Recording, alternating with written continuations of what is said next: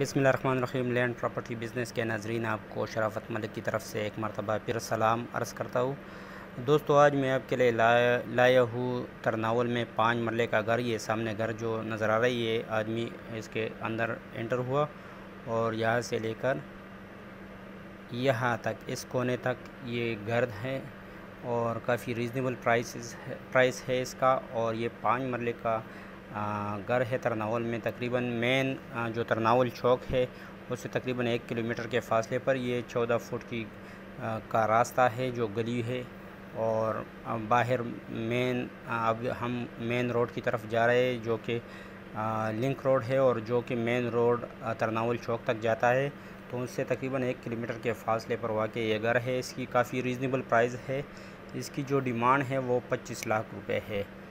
5 मरलों का 25 लाख रुपए डिमांड करता है। तो जो दोस्त भी इसमें इंटरेस्टेड हो वो मेरे साथ मेरे व्हाट्सएप 0300 599 672 पर रब्ता कर सकते हैं। काइंडली तमाम नए आने वाले दोस्तों से गुजारिश है कि मेरे चैनल को लाजमी सब्सक्राइब करो और बेल आइकन को प्रेस करो। शुक्रिया, वस्सलाम।